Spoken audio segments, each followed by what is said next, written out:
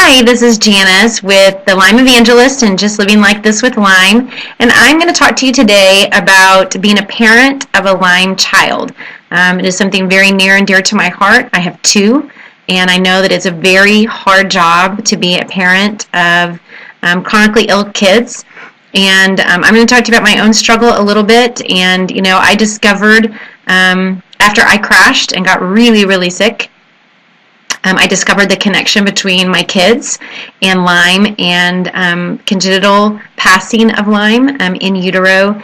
And yes, my kids had every single bug that I had. I gave it to them. So I can't even begin today to cover that guilt and that spiritual journey that I had to go through and letting go of that. It's something I still struggle with from time to time. So that's kind of a separate issue. The hard part that I want to talk to you about in managing their health and their healing is how do you also manage their childhood? I think everyone can relate to and understand the fact that parenting kids with Lyme isn't the same as parenting normal kids. Anybody that's taken their child through the claws of this disease knows that they lose a lot along the way. They lose normality and any sense of normalcy that they could possibly find. It's bad enough that they can't have the cupcakes at the birthday party. I mean, that is the least of their worries. They're missing out on many more things. We've had sports seasons that have come crashing to a halt because we've had mitochondrial disorders, for heaven's sake, because of the Lyme. I mean, or histamine toxicity. I mean, we're not talking about little hardships here. We're talking about real life health struggles that your kids are in, and what that means for them and you as a parent. So, there's an 80-20 rule that I tend to follow. And when something's going wrong, I'm getting some misbehavior or sassing or anything like that, I tend to look at it in an 80-20 scenario. 80% of the time, it's related to their health and not to their sinful nature and their heart. And 20% of the time, it's typical kid stuff. So yeah, we get normal sassing around here. We get, I just asked you to put your shoes on and your shoes aren't on. We have normal kid stuff. But we also have full moons and barometric pressure shifts and mold reactions and reactions to EMFs that cause a myriad of behavior disorders and problems that are way beyond normal parenting. So how do you know what to discipline and what not to discipline? I will tell you, I have fallen flat on my face so many times about this, so you have to get over yourself. You're just trying to figure it out the best that you can too. Realize that you have to sometimes pick up the humble pie and apologize to your kids that you messed up. You didn't know they didn't feel good. Talk to them about describing what they're feeling so that you can help them feel better so they don't have to be disciplined.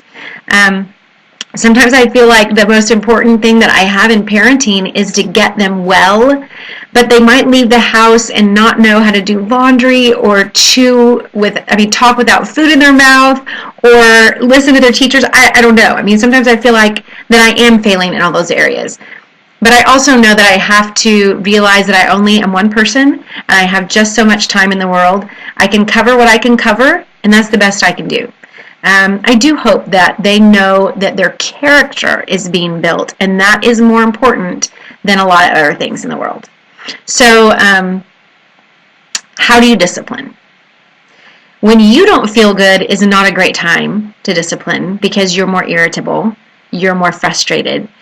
So if you also struggle with your health, realize that you're not going to discipline as often as you could because it's not going to come across right to your kids. They're not going to understand your frustration. They're not going to be able to manage it, and it's going to be very difficult for them. So I would suggest that you let something slide more often than you would. Okay? If you need to post rules on your fridge or talk about how to be obedient and the consequences so that you're not having to reinforce it or reiterate it, that would be great. There are all kinds of parenting books that can help you with how to discipline. The problem is, how do you discipline when you're exhausted and feel terrible? How do you handle the guilt of knowing I've just let 3 or 4 things slide and I shouldn't have it? And is that going to cause grave character issues in their future? I hope not. I hope your season is short. Kids can recover They know the standards by which you have been raising them, and they can fall back into those standards. There were a lot of loosey-goosey moments around here, and my kids haven't failed because of it. They're not, out of control at school. They're not a lot of those things. I pray that over your children as well, that they can get through this season of hardship and realize that on the other side of it, there's consistency and there are fences and there are consequences. So that even when I didn't have the energy to give a consequence, I would tell them, this is not acceptable behavior. I don't have the energy. I'm exhausted. It's not going to come out right. You're going to get mad. I'm going to get mad. But this is not acceptable. So, at least I've drawn a line in the sand, even if there was no consequence and no effort put into it.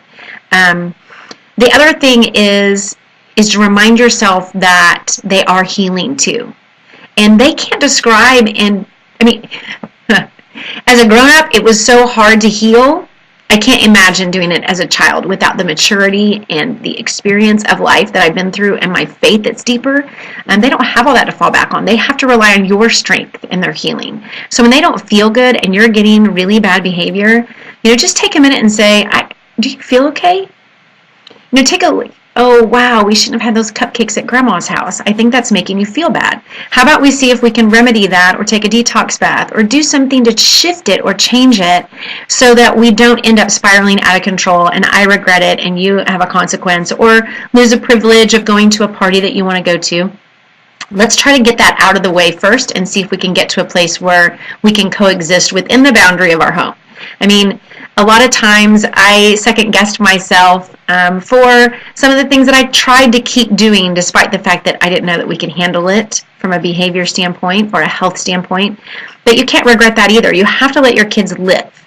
So I kept letting my son sign up for sports. And some of the seasons have been better than others because of where he was in his health, and some kind of crashed a little bit. Same thing we went through 2 summers of swimming lessons, actually 3 summers of swimming lessons, and 2 of them were ugly because we had histamine toxicity problems and reactions to chlorine in the pool, and good heavens, name it, we've been through it.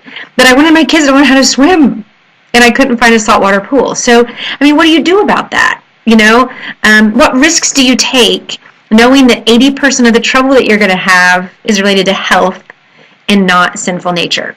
So, that's something you have to figure out with your husband or your spouse, or talk it over with some other mom friends, and preferably mom friends that have chronically ill kids or struggle with health issues or food allergies or something outside the norm so that they can try to help you navigate this. Again, the 80-20 rule is one of the best things that you can try to follow. Examine what has changed in your world the last few days. Look at the cycle of the moon and determine if that's affecting you. Did you just move into a new house? Did you just put down new carpet? Did they just start a new school? Anything regarding stimulation can impact a Lyme child. So overstimulation, visual stimulation, auditory stimulation, if they're not processing certain things in their brain because of neurological impairment due to the disease, all those stimulation factors are going to tip their scale toward behavior, bad behavior. Whether it's reclusive, whether it's sassy, whether it is unresponsive or disobedient, frustrated, all those things really in their heart is because they don't feel right. And I'm not kidding you, the 80-20 rule has played itself out in our home over and over and over and been right every time. That I have to chase a health issue before I can truly address a behavior issue. And let them go through their growing stages of discovering independence, and especially for chronically sick kids. I'm going to tell you this with my son, especially as he's growing, because he still needs me at times to fix things and to help him feel better. At times it's really frustrating for him that he can't be as old as he wants to be and be as independent from me as he needs to be. And I feel that this conflict creates this chasm within them of this yin and yang, that normal kids, yes, have that same growing pattern to independence and release, but for kids who really depend on their parents to feel better because they can't make those decisions yet on how to heal, it's a little bit harder for them to deal with that yin and yang of independent struggle. So that's also an added layer to this 80-20 thing that's going on. Are you getting more kickback? Talk about it. I just set my son down and said, I get that you probably get frustrated. that you don't get to be like other kids your age and have the same abilities and responsibilities, because your responsibilities are different.